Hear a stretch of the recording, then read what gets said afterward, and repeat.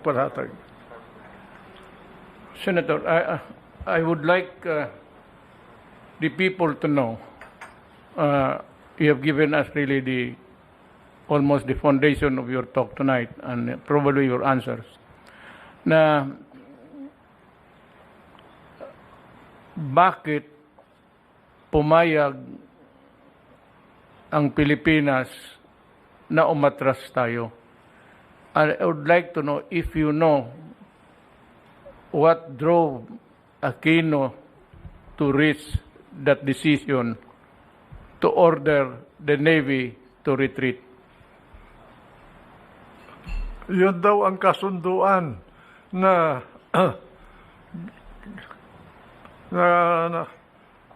natamo ng dalawang panig sa ilalim ng mediation ng Amerika, Mr. President. Kaya dapat siguro si Albert Del Rosario malaman sa kanya kung sino ba ang bilang Secretary of Foreign Affairs noon, sino bang humingi ng tulong ng Amerika? Si Ambassador Quisha ba? Na siya ang ambassador ng Pilipinas sa Washington noon o ang mismong palasyo, si Presidente Aquino? Hindi natin alam eh. Ngayon, dahil doon sa pangyayaring yun nagkakuan tayo, na nalugi tayo. Dahil umatras tayo, ay China hindi nila mapaalis doon sa lugar na yun. Time for all of these things to correct itself, maybe. Ang ano ko, sir, kasi ako yung sinisisi nila na bakit ko raw I will not forcefully do everything to go to the United Nations to ask the body for help. One is that I am a realist, sir. And if this question is as big as the West Philippine Sea, this will eventually reach the Security Council. Mr. President, in the first place, you were elected by the Filipino people to be the leader of this country. Nobody else can frame the foreign policy of the country except the president of this country. That is true to us and true to other countries. Not even the Supreme Court can interfere with your foreign policy. That's the highest political act of a president. And I wonder why people keep talking without understanding this system. No one else can frame or formulate the foreign policy of the Philippines except President Rodrigo Roa Duterte. That's what... Not Carpio, Albert Del Rosario, or Juan Ponce Enrile. There is only one person. That's the President of the Philippines.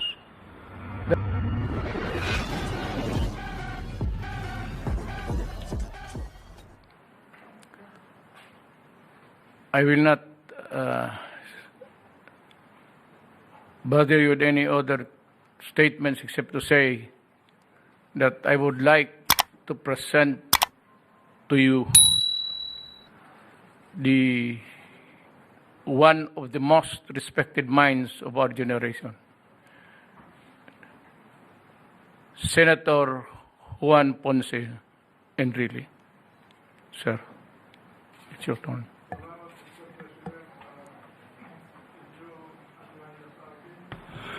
Salamat, Mr. President, sa inyong anyaya sa akin na dumalo dito sa inyong tanggapan sa Malacanang sa araw na ito.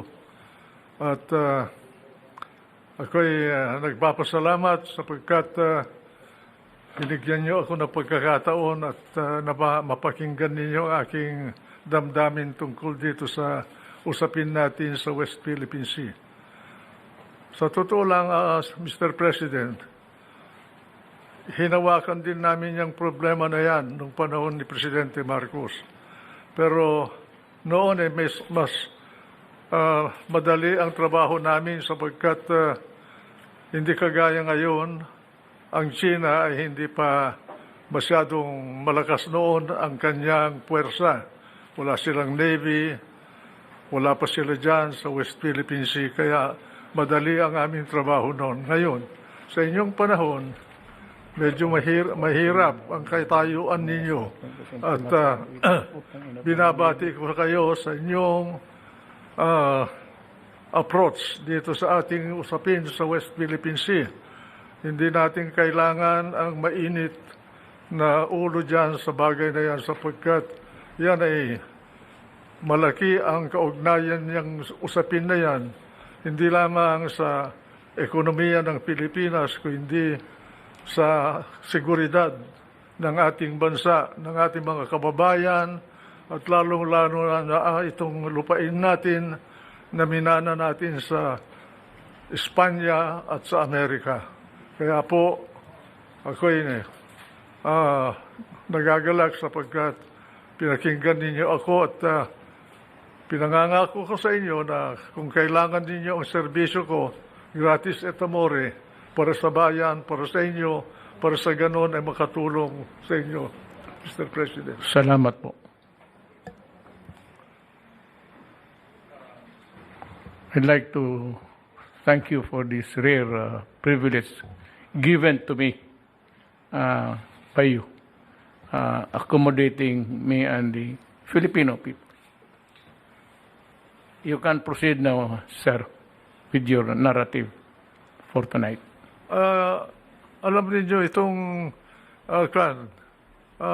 South China Sea ay masalimuot na usapin dito sapagkat ang China ay kaya gumagalaw dyan sa lugar na yan sapagkat nauukol yung bagay na yan, yung lugar na yan sa kanyang katayuan bilang isang bansa dito sa ating planeta.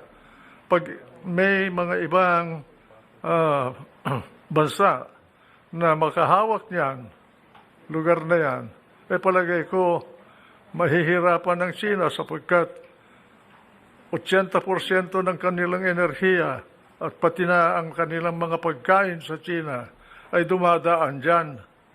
At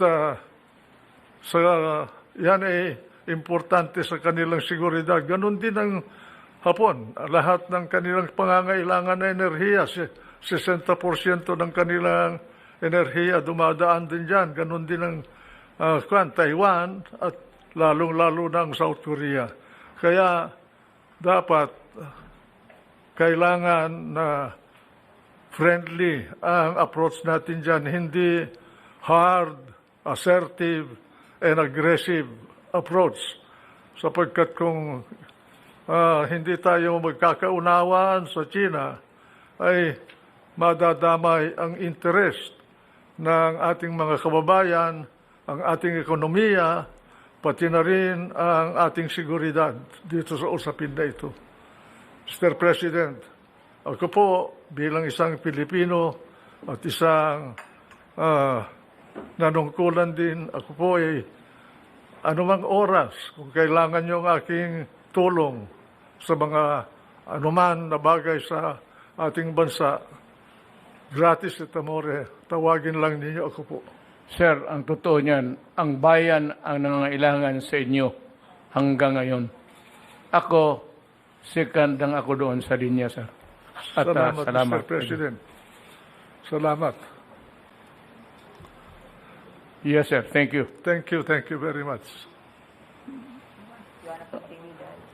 You can now proceed with the narrative you gave us. And if you can kindly relate to the nation what you told me in a conference just before. Kailangan, Mr. President, kung maaari ninyong payagan na imungkahi ko ito, dapat ang bansa nating Pilipinas sa inyong liderato ay gawin na malakas ang ating kakayahan na manindigan ng sarili sapagkat dito sa mundo na ito ngayon hindi tayo maaaring umasa sa ating mga kaalyado kahit na sila na ang pinaka malakas na puwersa sa ating planeta sapagkat Marami din silang mga problema sa kanilang buhay sa kanilang bansa. Marami pa silang problema sa panglabas. Kaya dapat palakasin din natin ang ating ekonomiya, ang ating puwersa militar, at naintindihan siguro yan ng China sapagkat yan din ang ginagawa nila para sa ganon ay sila ay manatili na isang bansa na malaya. Kaya Mr. President, I congratulate you for your effort to see to it that the country will survive in these critical times. Hindi dapat gamitin ang mainit na kaisipan na kagaya ng mga kritiko natin. Dapat balance lang ang approach natin at mahinahon. Dad, what you said inside, you say again.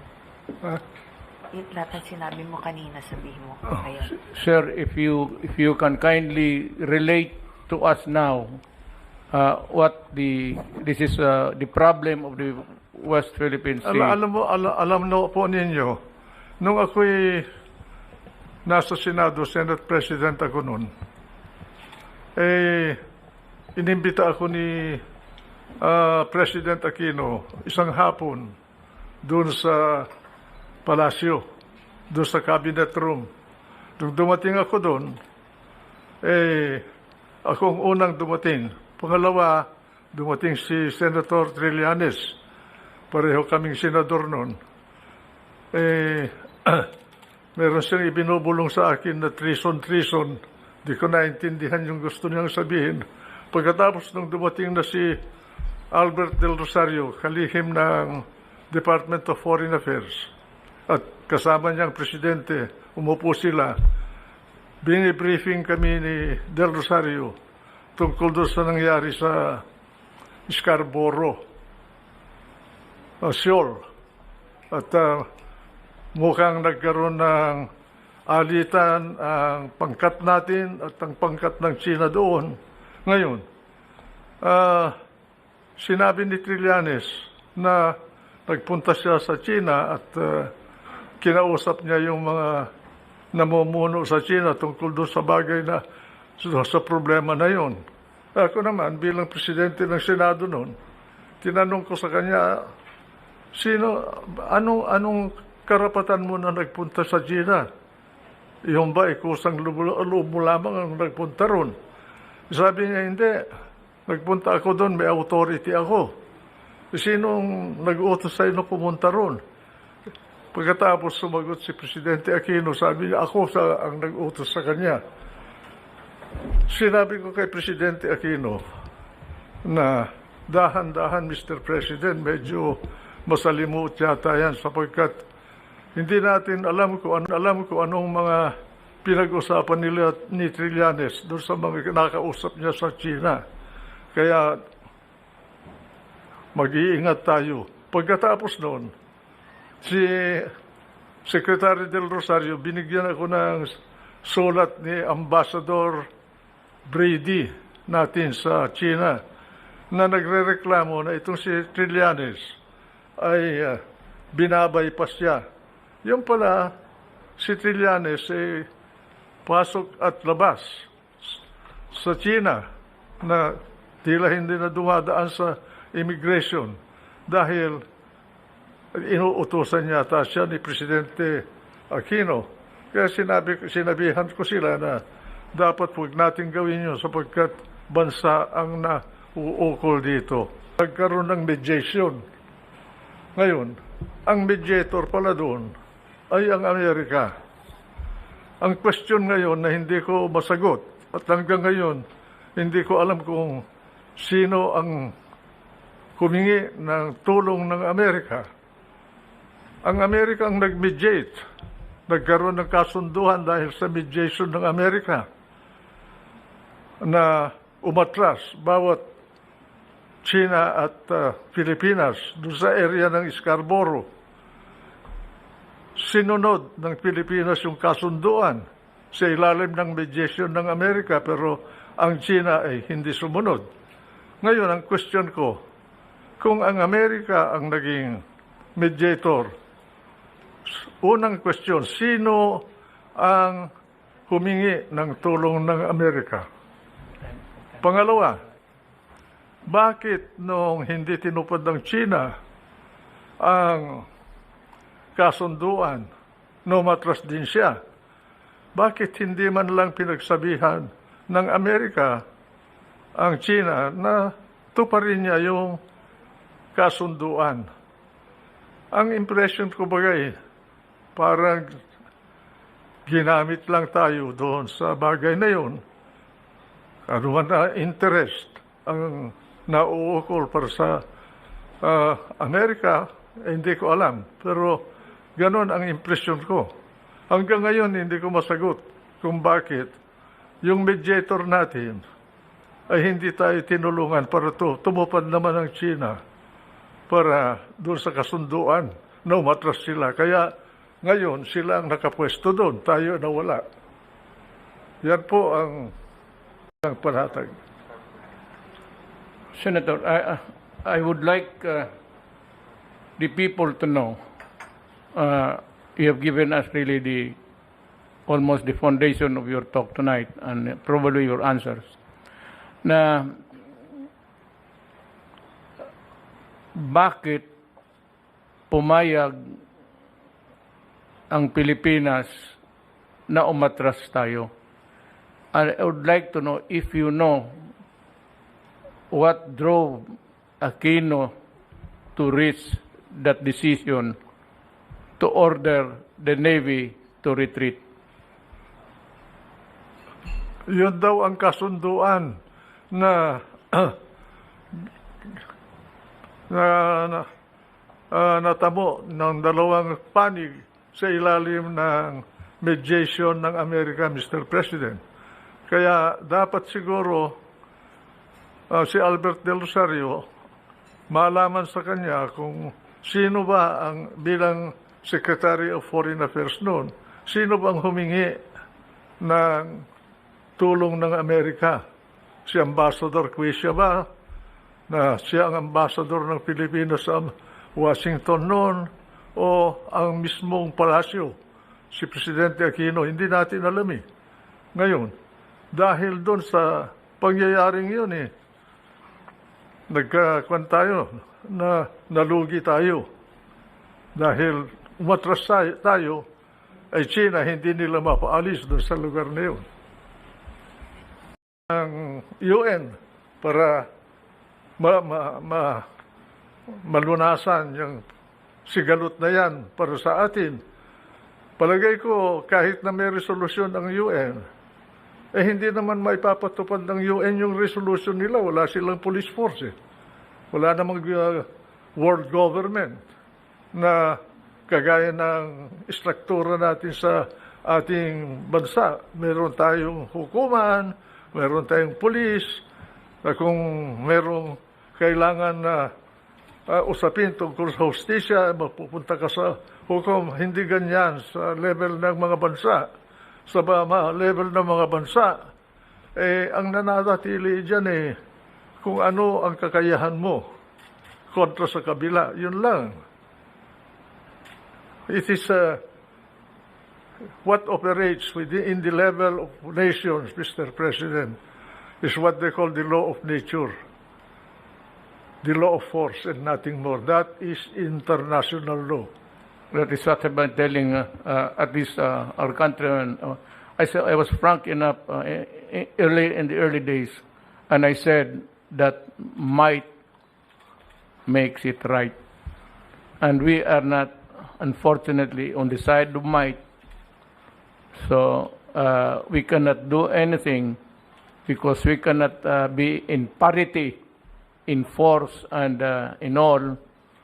So we have to talk. Just talk and talk until such time, by the grace of God, if there is an opportune time for all of these things to correct itself, maybe.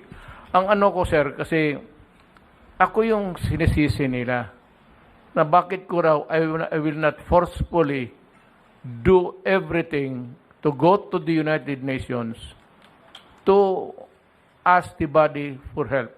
One is that I am a realist, sir. And if this question is as big as the West Philippine Sea, this will eventually reach the Security Council. Mr. President, in the first place, you were elected by the Filipino people to be the leader of this country.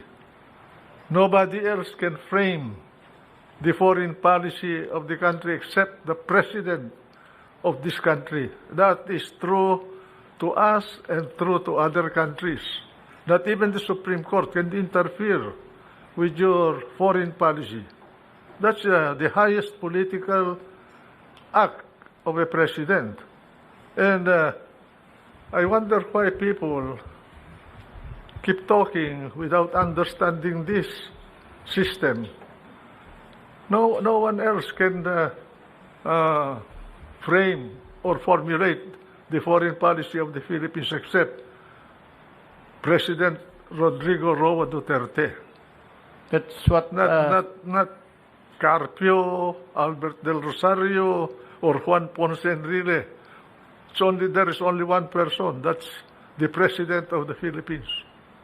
That's what I've been telling them, sir. What could be more genuine to a title, to a right, to a claim, than the paper itself of the arbitration?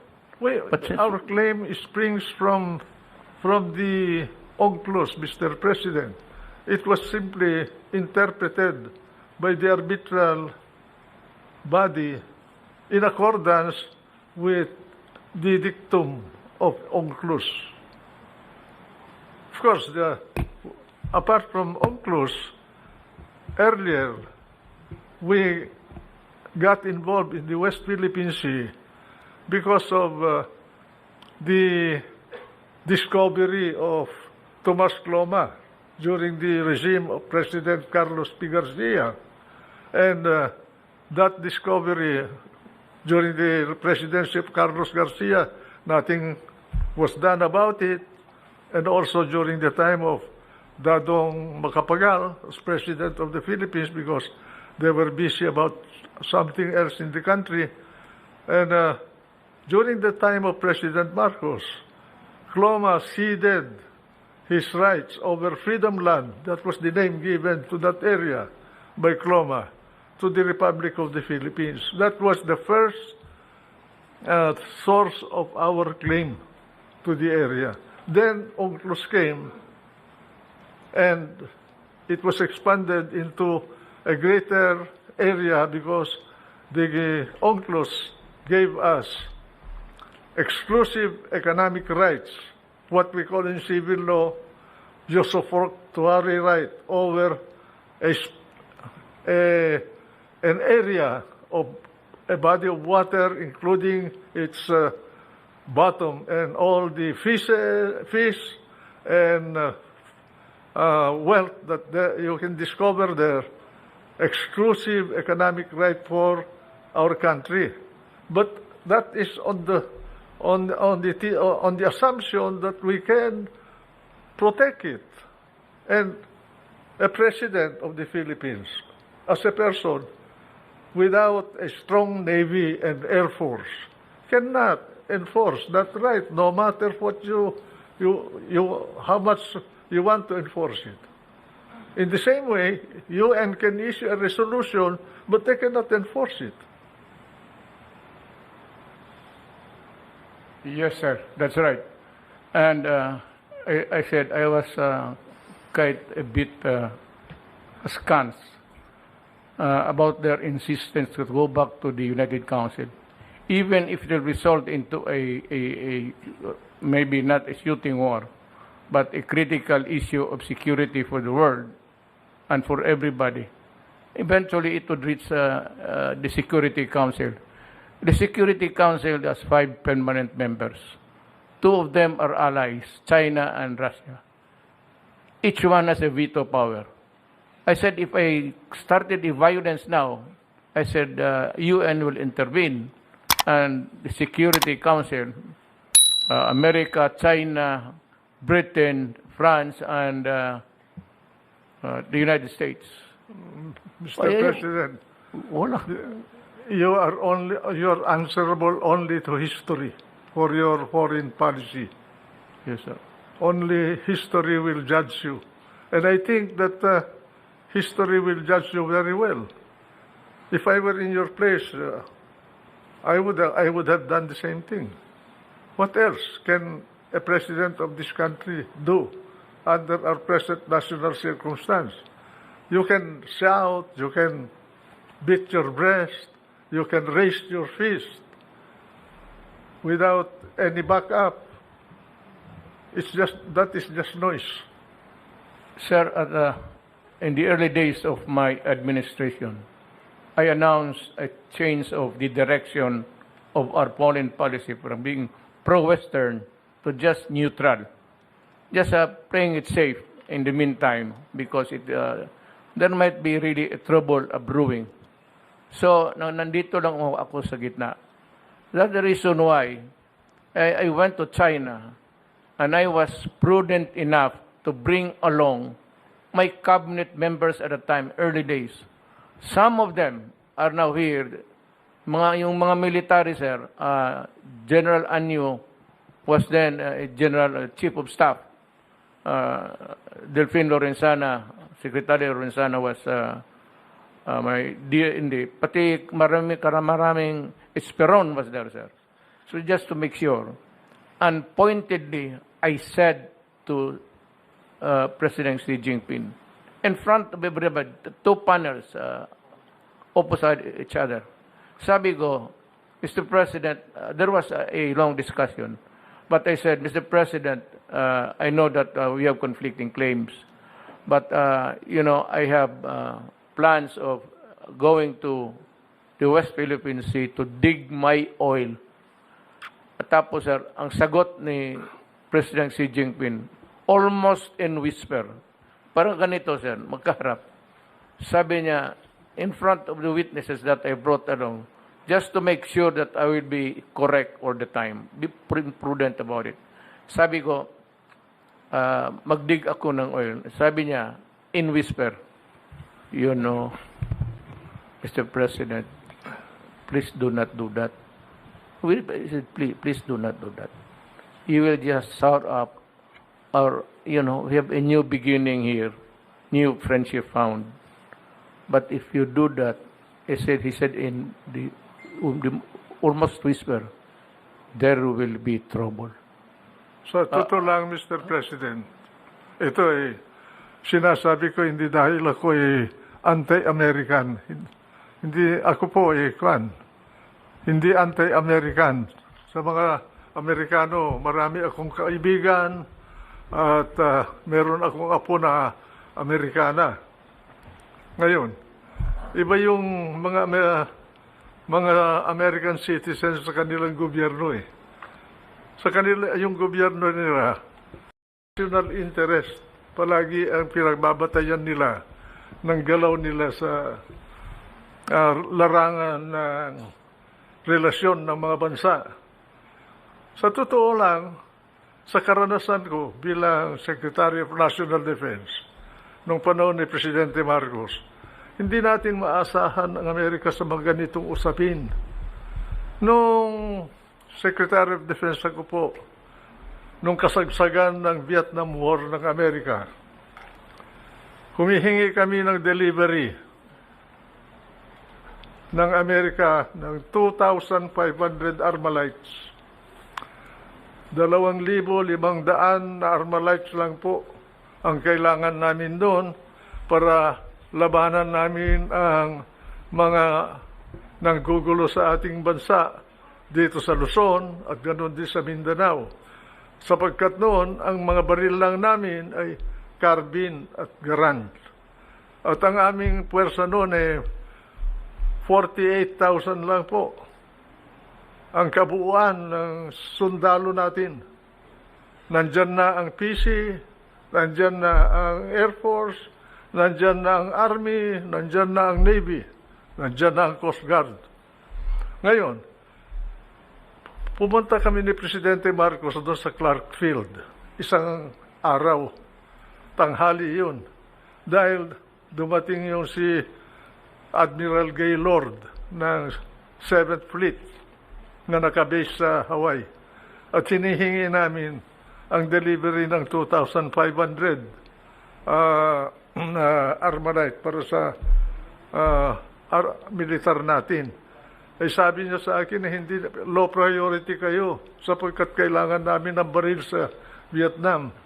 Sabi namin, meron kaming problema dito, kailangan namin ang ipinangako ninyo. Sa madalit salita po, hindi kami nakakuha.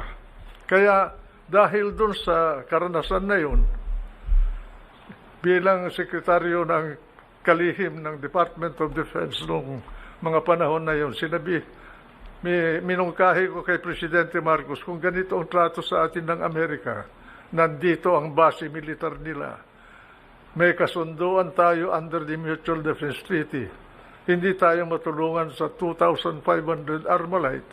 Mabuti pa, bumili na rin tayo ng baril natin, pagbayarin natin sila ng renta sa base militar nila at yung renta nila ang pamili natin. Wala tayong aasa na ibibigay nila sa atin.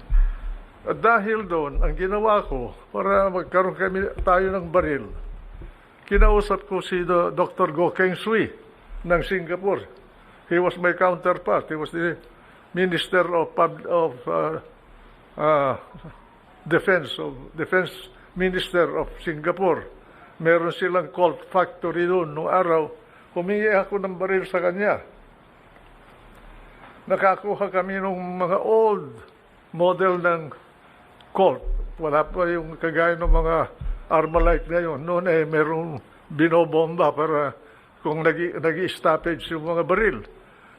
We were able to get 10,000 pieces of long arms from Singapore. And I got the ammunition from Taiwan. Kaibigan ko si General Wego, kapatid ni Chiang Ching-ko. He was the head of the arsenal of Taiwan, and I was able to get the bullets from him. Kaya ang kapalit naman noon na binigay namin sa Singapore na pabor, nag-istasyon sila ng isang squadron ng kanilang Air Force dito sa Clark natin at for training purposes. Kaya naagapan namin ang seguridad ng bansa dito sa Luzon at sa Mindanao noong mga panahon na yun. Kaya kung aasa tayo sa tulong ng Amerika, lalo na ngayon, magulo sila sa Amerika at marami silang problema. Nandiyan ang problema sa Gaza at Israel at Palestine ngayon. At ganoon din, umaalma ang Russia. Palagay ko, kahit napupunta tayo sa UN, mag-i-issue ng resolusyon ang UN, aasahan ng UN na magpapairal nun Amerika din o yung may mga kakayahan.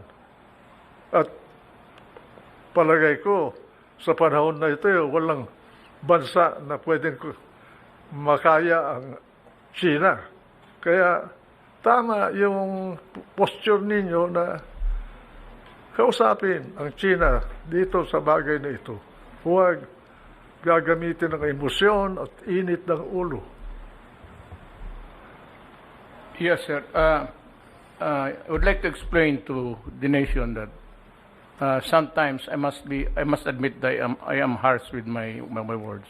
That is my nature and I cannot change it at this time.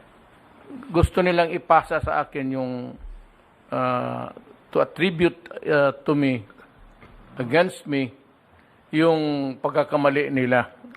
Siguro kailangan malaman natin kung saan ba nanggaling yung koneksyon ni Trillanes sa Beijing. Paano siya nagkaroon ng koneksyon doon? Mismo ako. Naging guest ako ng Beijing. Wala akong koneksyon na kagaya ni Trillanes. Paano siya nagkaroon ng koneksyon na gano'n na pwede niyang lapitan ang mga pinuno ng China nung panahon na yun? Pati Presidente Aquino, palagay ko, wala siyang ganong koneksyon. Bakit si Trillanes ay nagkaroon ng koneksyon na gano'n. Yun ang isang misteryo na hanggang ngayon dapat malaman kung anong kasagutan. I do not demean or belittle our armed forces. Ang akin lang, sir, it is really a wonder to me why, of course, it's only President Aquino who can answer it, why he chose a military man to do the back channeling. And the problem is it was so secretive, almost sub rosa type of negotiation that was kept secret. Now, you can name the people, we can insist on knowing the people, pero yung tataguan mo, sir, yung anong developments doon. And this is really my $64 question to everybody. The mystery, Mr. President, to me, was why Trillanes and not someone else? From the Why? Foreign Service. Why Trillanes? Of the senators who were incumbent at the time, why was Trillanes selected as the negotiator for Aquino? And where did Trillanes get the influence over some authorities in Beijing in those days? Yes, sir. I understand That is the puzzle to me. he traveled to China 16 times, and during his last visit, the 16th visit, shortly, sir, but 2 days after, we lost the Scarborough Shoal. Maybe he should explain to the nation how he got that kind of an influence to be able to reach out to the higher ups in China. Not just anybody can talk to any member of the Politburo of China. He must have been a very influential person in China to be able to do his work as he did. And how did he acquire that influence? That is a mystery to me, Mr. President. So with me, sir, I would say, so dapat one of these days, maybe the Filipino people should demand the truth.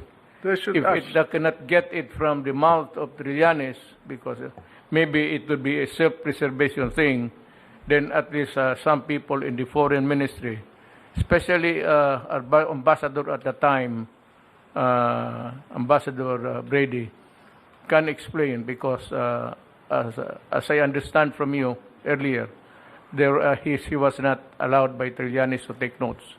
Alam mo kasi, sir, ganito yan para sa mamalaman ng mga taong Pilipino. Kagaya ngayon, nandito kami. Sa likod natin, yun yung mga yung ambassadors, pati mga stenographers kumukuha ng record. So maybe I learned from you earlier na Trillanes did not allow him to take notes. Ang problema ko diyan, Mr. President, bakit si Trillanes? Pangalawa, bakit binaypas niya yung embahada natin sa Beijing? At sa impresyon ko, pati si Del Rosario, nakalihim ng Foreign Affairs noon, ay binaypas din niya. Walang kamuang-muang si Del Rosario doon sa meeting na yun na tungkol doon sa pinag-usapan sa Beijing. Ngayon, at nasan na yung sulat naman ni Brady, dahil binigyan ako ni Del Rosario ng kopya, nawala marami kasi akong record, wala na akong panahon na tumingin doon sa aking lumkat doon sa aking mga records. Nasa kanya yun. Copy lang yung binigay sa akin eh. Bakit wala sa Department of Foreign Affairs yung kasulatan na yun? Dapat nandun yun. On files. Official record yun eh. You're correct, sir. Yun nga ang problema natin. There is a monkey wrench in arriving at the truth. And that is really what happened in the negotiations and why bakit nag-atras tayo? What prompted Aquino or upon whose advice? Because I do not think that President Aquino would just decide on his own when he knows nothing about it, even the negotiations. So, Mr. Consino, who prompted him to arrive at that decision? Tayo ang na-11. Pero yung namag-itan between the Philippines and China, hindi naman nyo naman lang sinabihan yung China na, oy, tuparin mo naman yung kasunduan sapagkat yung Pilipinas sumunod eh. Bakit hindi ka sumusunod? Wala eh. Walang nangyaring ganun eh. Unang-una, kung basahin mo yung Mutual Defense Treaty, ang sinasakop lang nung kasunduan natin sa Amerika ay kung may atake sa ating mga fighter planes o ating mga barkong pandirigma sa Pasipiko, saka lang pwede nating gamitin yon. Pero ang sinabi ng Amerika sa amin nung pinag-uusapan namin yung amendment ng Military Bases Agreement, revision ng Military Bases Agreement, si Kissinger mismo ang kinausap ko, at saka si Rumsfeld, who was my counterpart. And later on, Armitage also, when he was here to negotiate for the extension of the military bases. Sabi nila, yung West Philippine Sea or South China Sea is not a part of the treaty area of the Mutual Defense Treaty. Kung may mangyari sa West Philippine Sea between China and the Philippines, hindi natin magagamit yung Mutual Defense Treaty. Although, pagkausap mo ang mga opisyalis ng Amerika, sasabihin na, we will help you, we will protect you, we will come to your rescue. But when the nitty-gritty is there, hindi natin maasahan yan. Kaya, dapat, kausapin natin ng Amerika kung gusto nilang baguhin yung Mutual Defense Treaty. So, para kagaya ng NATO, automatic action ang gagawin nila kung talaga na pagkaroon tayo ng problema sa mga ibang bansa dito sa ating kapaligiran. Palagay ko, hindi sila papayag niyan.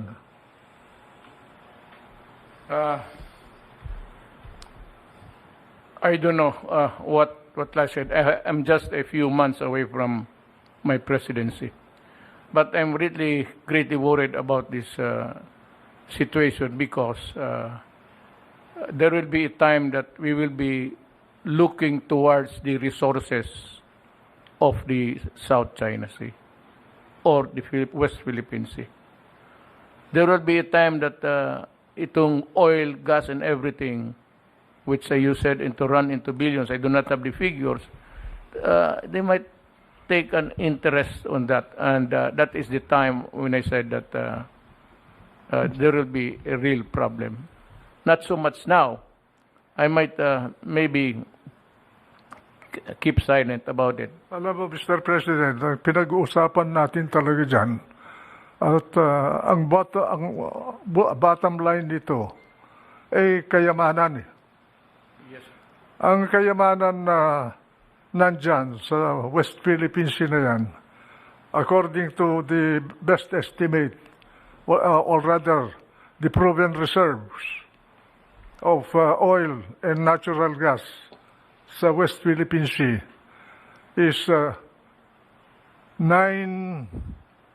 7 billion barrels of crude and 900 trillion cubic feet of natural gas. That's a very big quantity. That is already proven. It's there. Ang estimate ng China, kaya ganyan ang galaw ng China dyan, ay there is a potential of 130 billion barrels of oil in the West Philippine Sea. So with that amount or volume of wealth to be harvested, I doubt whether China will easily bow to anybody without asserting its rights over the area. Apart from the fact that to China, West Philippine Sea is a very strategic route. If that area is closed or controlled by America, Japan, or any other country, China in 2 months will wither away as a nation. They will have famine, riots, they will have no economy because 80% of their energy passes through the Strait of Malacca, through the West Philippine Sea or South China Sea to China. Or even Japan will suffer also if that is controlled by someone else. That's why China is very careful not to antagonize Japan, because Japan has the capability. It's the number 2 naval power on this planet at the moment, second to America. And they have nuclear capability. Because the moment China controls the South China Sea, they can isolate South Korea and Taiwan and Japan. So it's a very delicate balance in this area.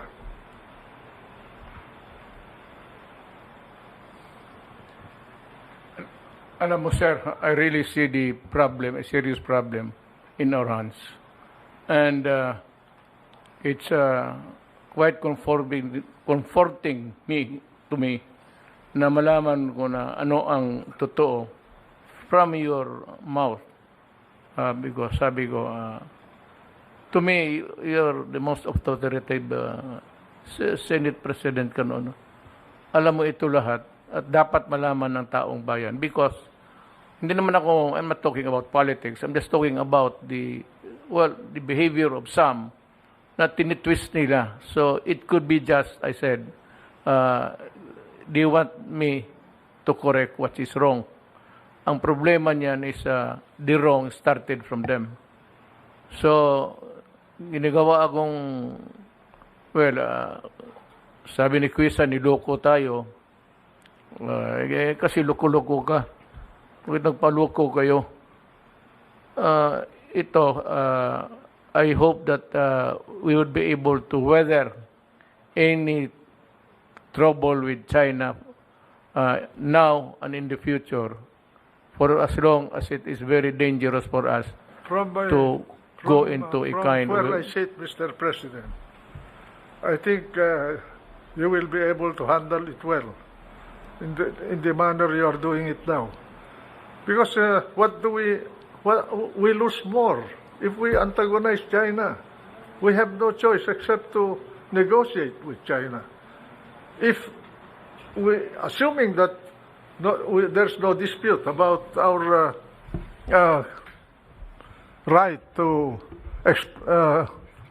over exclusive economic exploitation of our West Philippine Sea asset, still we need foreign money to make it a source of wealth for the country. Now, our choice at that point will be either go to Europe and get technology and capital to explore and exploit the energy resources of our economic zone in West Philippine Sea, or deal directly with China. China is one of the best energy explorer now on the planet. In fact, I read some books which says that China now in engineering almost surpassed MIT in the quality of their graduates. Massachusetts Institute of Technology. They are very advanced already. So I think that as far as I'm concerned, we will not gain anything by antagonizing China. I'm not pro-China. I do not have any interest in China. But as a Filipino, I will take this position to protect my countrymen, to protect our core territory, to protect our economy. Maybe we can get better by talking with China instead of being aggressive. I do not know if it was made clear to us at that time, but in none of my many visits to China, there was a talk, but it was not really translated into a concrete agreement that maybe China and the Philippines can exploit the resources in the seabeds together. This was not clear to me at the time. It might be into the present agreements now below, but as an agreement between heads of state, there was no guarantee. It's the companies down below.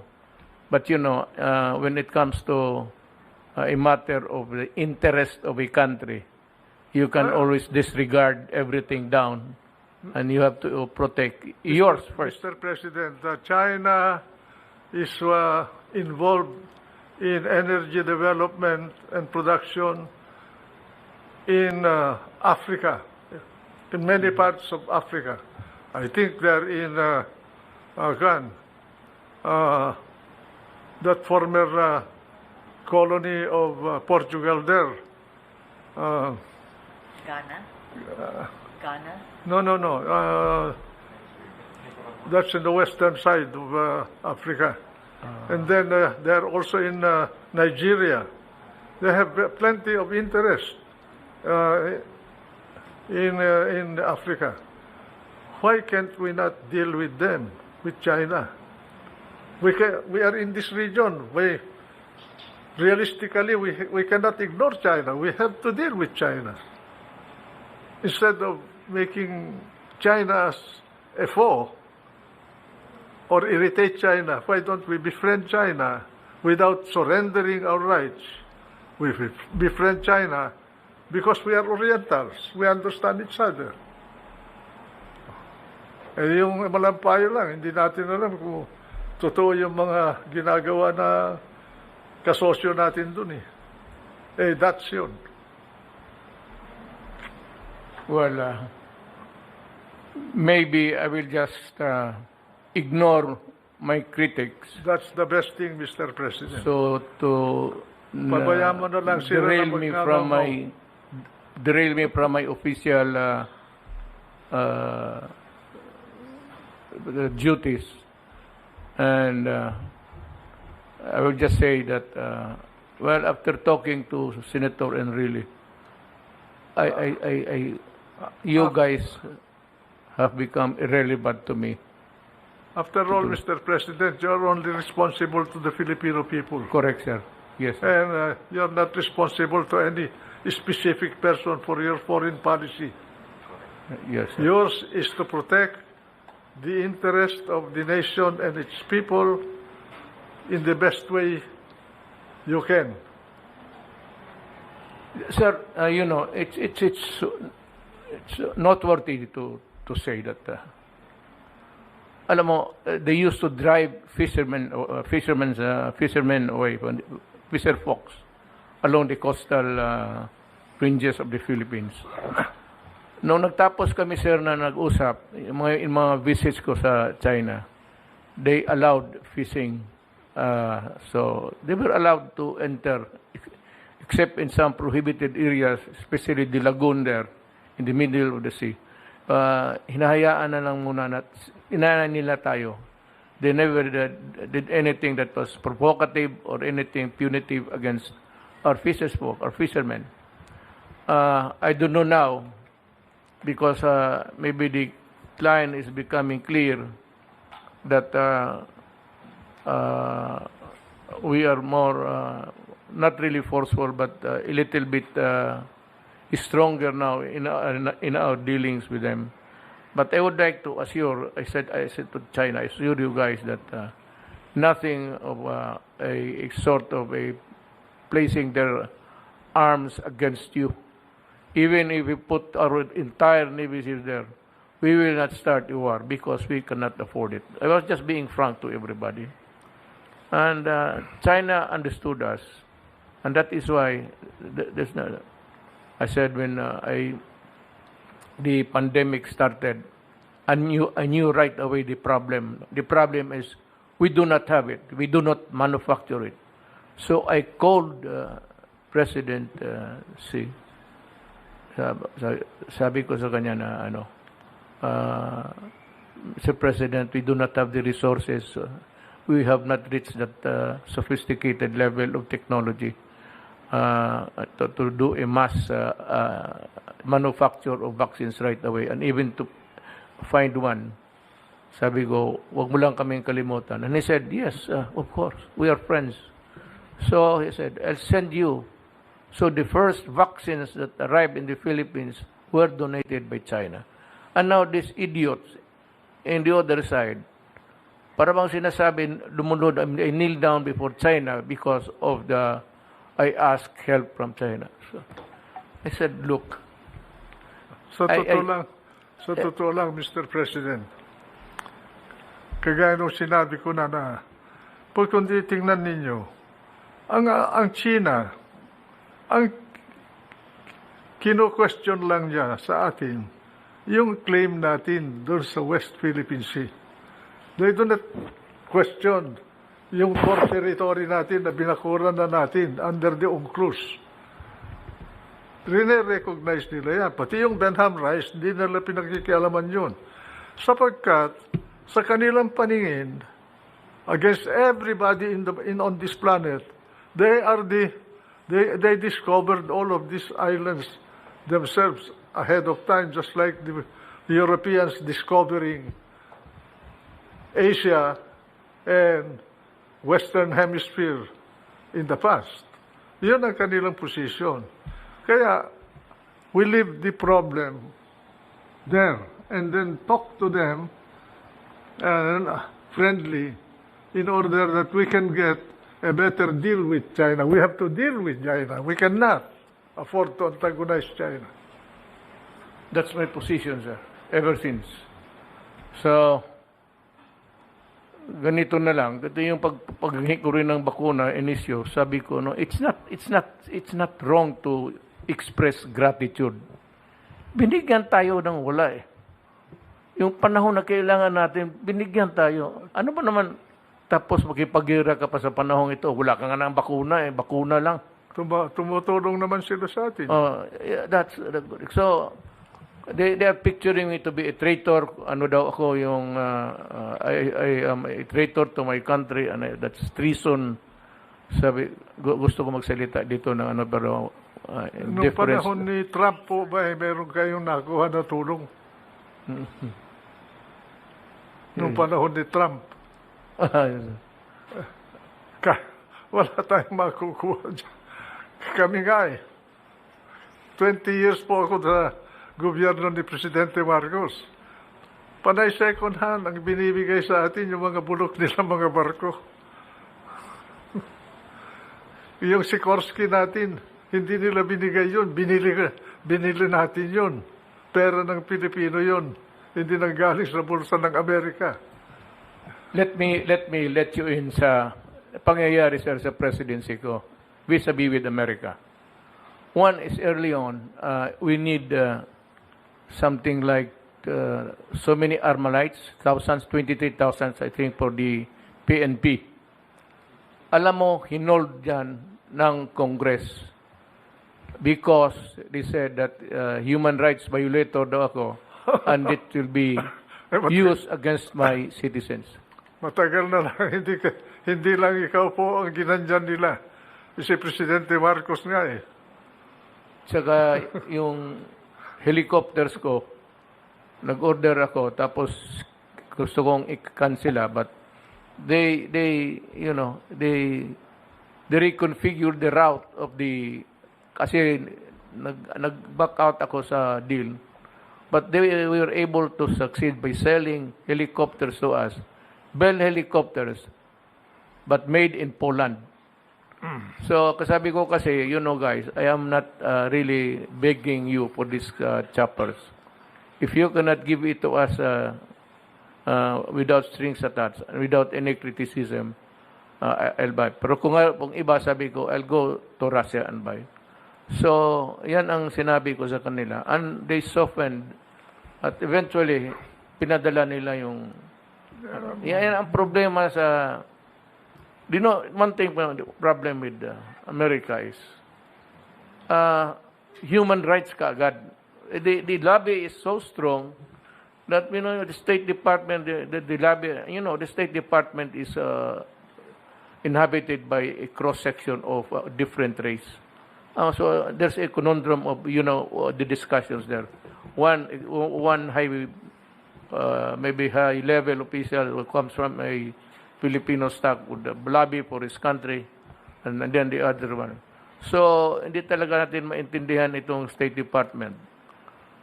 That's why I said, you know, I would like to stay away from you. Nung panahon namin po nung panahon ni Presidente Marcos, I requested for a squadron of F-16s. Ayaw nila po magbigay.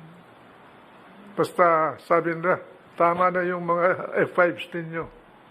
Pati helicopters, yung mga luma na helicopter nila ang binibigay sa atin. Nagbabagsakan, sir. Nagpunta ako sa Connecticut, doon sa pabrika ng Sikorsky.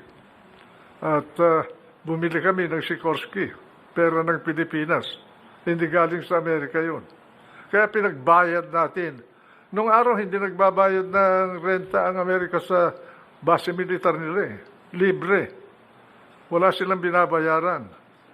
Kaya dahil dun sa karanasan namin, pinagbayad namin sila ng renta. Kaya nung presidente na si Cory at matatapos ng termino ng military bases, pumunta dito si Armitage. Trinabaho niya yung extension. Kinausap ako ni Armitage kung pwede na tulungan ko sila. Sabi ko, hindi pwede, Richard. Ako, ang kaisa-isang opposition senator ni Cory. 23 ang senador niya. Bakit hindi niya maipasa yung extension? I have to take an opposition position. I will vote against the extension. Nung primero kami lang dalawa ni Bobby Tanyada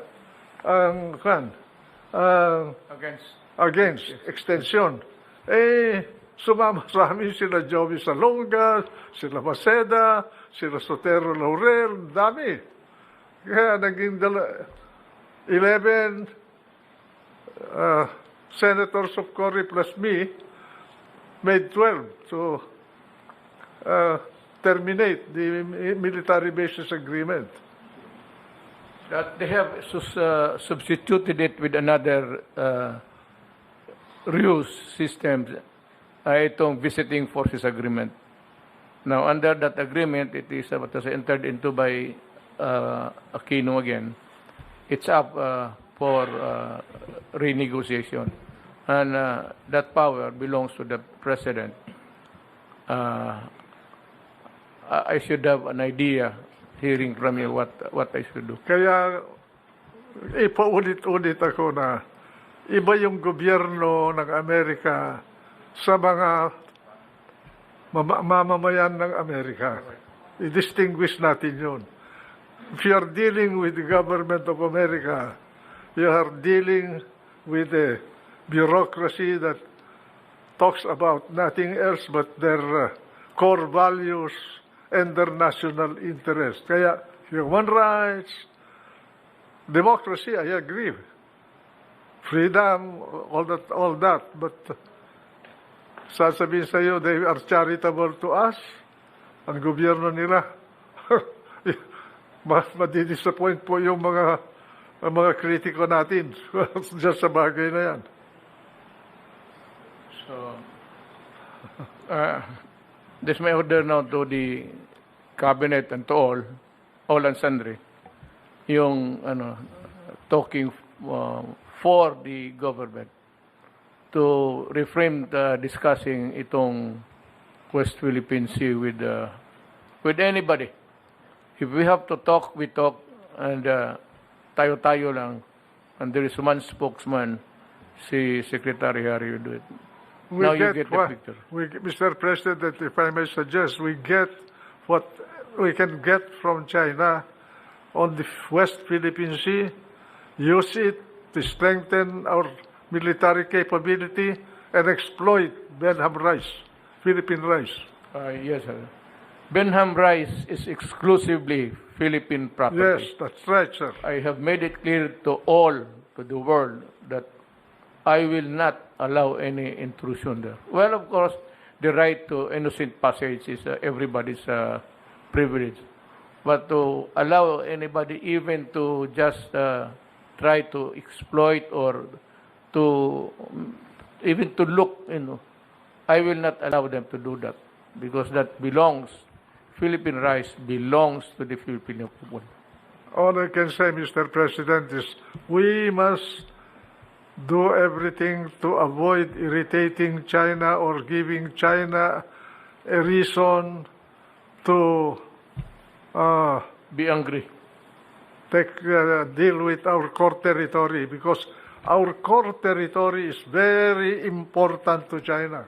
It's like a fence from the Kuril down to Honshu, all the way to Ryukyu, Formosa or Taiwan, to the Philippines, all the way to Indonesia.